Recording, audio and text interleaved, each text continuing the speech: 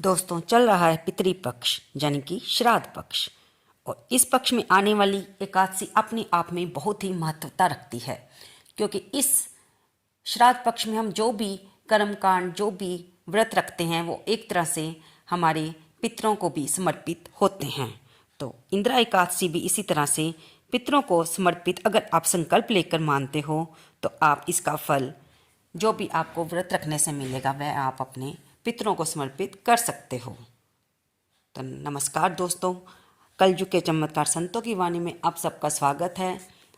आप समझ ही गए होंगे कि हमारी आज की वीडियो इंदिरा एकादशी के बारे में है। आइए जानते हैं कि इस एकादशी का क्या मुहूर्त है, ये व्रत कब रखा जाएगा, इस तिथि का प्रारंभ कहाँ से होगा और इसका पारण कैसे किया जाएगा, इसकी कथा क्या है, इस दिन हमें क्या पूजन विधि अपनानी है। हिंदू धर्म में एकादशी का बहुत अधिक महत्व होता है। एकादशी तिथि भगवान विष्णु को समर्पित होती है। इस पावन दिन विधि विधान से भगवान विष्णु की पूजा अर्चना की जाती है। जिस साल में अधिक मास पड़ता है उस साल में 26 एकादशियाँ आती हैं, जबकि दूसरे सालों में 24 एकादशियाँ, क्योंकि हर माह में एकादशी 2 बार आती है, एक कृष्ण पक्ष की, एक शुक्ल पक्ष की। भाद्रपद मास के कृष्ण पक्ष की एकादशी को इंदिरा एकादशी के नाम से जाना जाता है। ऐसा माना जाता है कि इस एकादशी का व्रत करने से सभी मनोकामनाएं पूरी हो जाती हैं और मृत्यु के पश्चात मोक्ष की प्राप्ति होती है। तो दोस्तों, अब जानते हैं कि ये तिथि प्रारंभ कब होगी। एकादशी तिथि का प्रारंभ 9 अक्टूबर को दोपहर 12:36 पर होगा और इसका समापन 10 अक्टूबर को 3:08 पर होगा। सूर्योदय तिथि होने के कारण ये व्रत 10 अक्टूबर को रखा जाएगा और इसका पारण समय 11 अक्टूबर को सुबह 6:19 से लेकर 8:39 तक रहेगा और द्वादशी तिथि का समापन 11 अक्टूबर को शाम 5:37 पर होगा। आइए जानते हैं इसकी पूजा विधि क्या है। सुबह जल्दी उठकर स्नान आदि से निवृत्त हो जाएं और घर के मंदिर को पोछा लगाकर गंगा जल का छींटा देकर स्वच्छ कर लें। फिर एक चौकी पर भगवान विष्णु की प्रतिमा या फिर लड्डू गोपाल, अगर आपने सेवा ली हुई है, उसे स्थापित करें। लड्डू गोपाल को स्नान कराएं और अगर आपके पास भगवान विष्णु का, लक्ष्मी नारायण का चित्रपट है या श्री राम भगवान और माँ सीता का चित्रपट है, उसे विराजित कर उसे जल का छींटा देकर स्वच्छ करें और फिर भगवान विष्णु को पुष्प और तुलसी दल अर्पित करें। अगर संभव हो तो इस दिन व्रत भी रखें और व्रत की कथा सुनें, फिर भगवान की आरती करें। अगर आप व्रत रख रहे हैं तो उसका संकल्प लें कि आप किस प्रकार से ये व्रत रख रहे हैं। हम हर व्रत में आपको बताते हैं कि आपने संकल्प कैसे लेना है। संकल्प लेने के लिए अपने दाएं हाथ में फूल, थोड़े से तिल, क्योंकि आप एकादशी का व्रत रख रहे हैं, इस दिन चावल का प्रयोग नहीं होता है, इसलिए आप हाथ में फूल, तिल और थोड़ी सी दक्षिणा रखकर थोड़ा सा जल डालकर अपना नाम लें, अपने गोत्र का नाम लें, अपने पिता, अपने पति का नाम लें, उस दिन का नाम लें जिस दिन ये व्रत पड़ रहा है। उसके बाद जिस क्षेत्र में आप रहते हैं वहाँ का नाम लेकर भगवान के सामने प्रार्थना करें कि आप ये व्रत रख रहे हैं और भगवान इसे निर्विघ्न पूरा करें। फिर आप जिस मनोकामना हेतु ये व्रत रख रहे हैं उस मनोकामना के लिए भी भगवान से प्रार्थना करें कि वो आपके मनोवांछित फल दें। उसके बाद आप व्रत की कथा सुने, भगवान को सात्विक चीज़ें अर्पित करें, उनकी षोडशोपचार से पूजा करें, जिसमें फल, फूल, माला, धूप, दीप, नैवेद्य आता है। अगर हो सके तो घर के पास के मंदिर में जाकर श्री हरि नारायण के दर्शन करें और उनके सामने घी का दीपक जलाकर उनकी आरती करें। इस दिन भगवान विष्णु को जब भी आप भोग लगाएं तो उन्हें भोग में तुलसी दल जरूर शामिल करें, क्योंकि ऐसा माना जाता है कि बिना तुलसी के भगवान विष्णु भोग ग्रहण नहीं करते हैं। इस पावन दिन भगवान विष्णु के साथ माता लक्ष्मी की भी पूजा करें और भगवान का ज़्यादा से ज़्यादा नाम जप करें। इस दिन आप महामंत्र ओम नमो भगवते वासुदेवाय का जाप कर सकते हैं, श्री विष्णु सहस्त्र नाम स्तोत्र का पाठ कर सकते हैं, सुंदरकांड का पाठ कर सकते हैं, हनुमान चालीसा कर सकते हैं।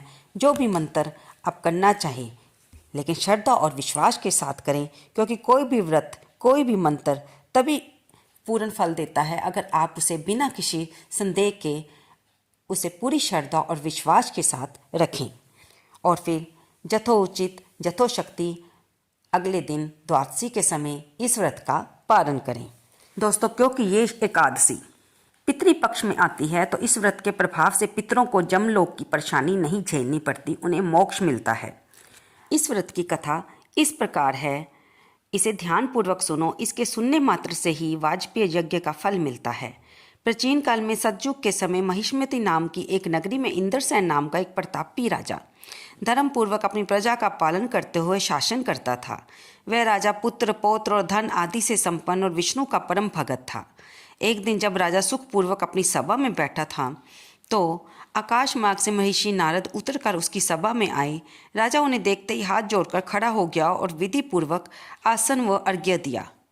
सुख में बैठकर मुनि ने राजा से पूछा कि हे राजन, आपके सातों अंग कुशल पूर्वक तो है, आपकी बुद्धि धर्म में और तुम्हारा मन विष्णु भक्ति में तो रहता है। तब देव ऋषि नारद की ऐसी बातें सुनकर राजा ने कहा, हे महर्षि, आपकी कृपा से मेरे राज्य में सब कुशल है और मेरे यहाँ यज्ञ कर्म आदि सुकृत हो रहे हैं।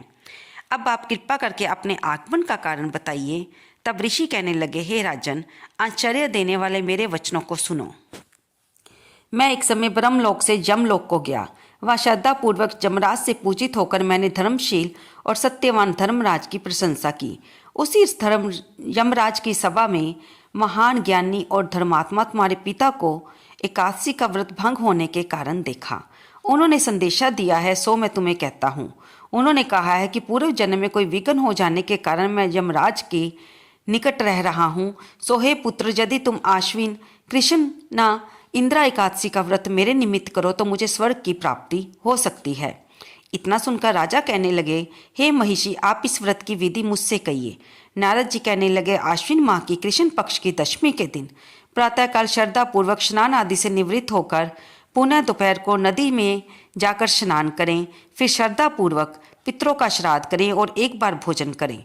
प्रातःकाल होने पर एकादशी के दिन दातुन आदि करके स्नान करें। फिर व्रत के नियमों को भक्तिपूर्वक ग्रहण करते हुए प्रतिज्ञा करें कि मैं आज संपूर्ण भोगों को त्याग कर निराहार एकादशी का व्रत करूँगा। हे अच्युत, हे पुंडरीकाक्ष, मैं आपकी शरण में हूँ, आप मेरी रक्षा कीजिए। इस प्रकार नियम पूर्वक शालिग्राम की मूर्ति के आगे या भगवान विष्णु की मूर्ति के आगे विधि पूर्वक श्राद्ध करके योग्य ब्राह्मणों को फलाहार का भोजन कराएं, दक्षिणा दें। पितरों के श्राद्ध से जो बच जाए उसको सूंघकर गौ को दे दें तथा धूप, दीप, गंध, पुष्प, नैवेद्य आदि सब सामग्री से ऋषिकेश भगवान का पूजन करें। रात में भगवान के निकट जागरण करें। इसके पश्चात द्वादशी के दिन प्रातःकाल होने पर भगवान का पूजन करके ब्राह्मणों को भोजन कराएं। भाई बंधुओं, स्त्री और पुत्र सहित आप भी मौन होकर भोजन करें। नारद जी कहने लगे, हे राजन, इस विधि से यदि तुम आलस्य रहित होकर एकादशी का व्रत करोगे तो तुम्हारे पिता अवश्य ही स्वर्गलोक को जाएंगे। इतना कहकर नारद जी अंतर ध्यान हो गए। नारद जी के कहे अनुसार राजा द्वारा अपने बांधवों तथा दासों सहित व्रत करने से आकाश से पुष्प वर्षा हुई और राजा का पिता रथ पर चढ़कर विष्णु लोक को गया। राजा इंद्रसेन भी एकादशी के व्रत से के प्रभाव से निष्कंटक राज्य करके अंत में अपने पुत्र को सिंहासन पर बैठाकर स्वर्गलोक को गए। हे युधिष्ठिर, ये इंदिरा एकादशी के व्रत का महात्म्य मैंने तुमसे कहा है।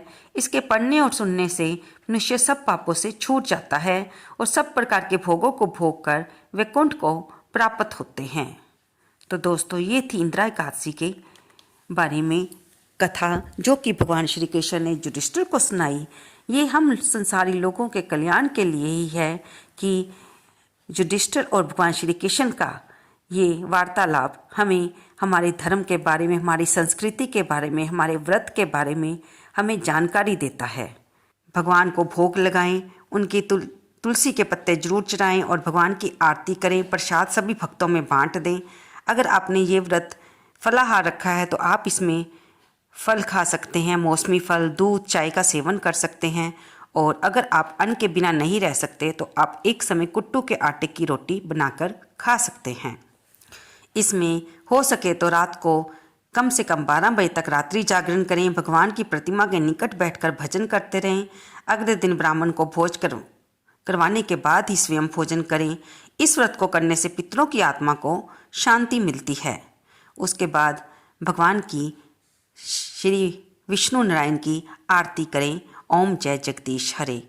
और उसके बाद भगवान से शाम को अपनी व्रत में हो जाने वाली जाने अनजाने की भूल के लिए क्षमा याचना भी अवश्य करें। तो दोस्तों, आपको ये जानकारी कैसी लगी? कृपया इसे लाइक करें, शेयर करें और कमेंट बॉक्स में जय विष्णु भगवान लिखना ना भूलें। अगर हो सके तो इंदिरा एकादशी का व्रत रखने का प्रयास अवश्य करें। अगर आप व्रत ना भी रख पाए तो 10 अक्टूबर के दिन भगवान के मंदिर में जाकर घी का दीपक जलाएं, उनकी फूल, धूप, दीप, माला नैवेद्य अर्पित करके पूजा करें, उनकी आरती करें और फिर उनसे अपने विघ्नों को हरने के लिए प्रार्थना करें। तो दोस्तों, चलते हैं आगे की जानकारी अगली वीडियो में। धन्यवाद दोस्तों।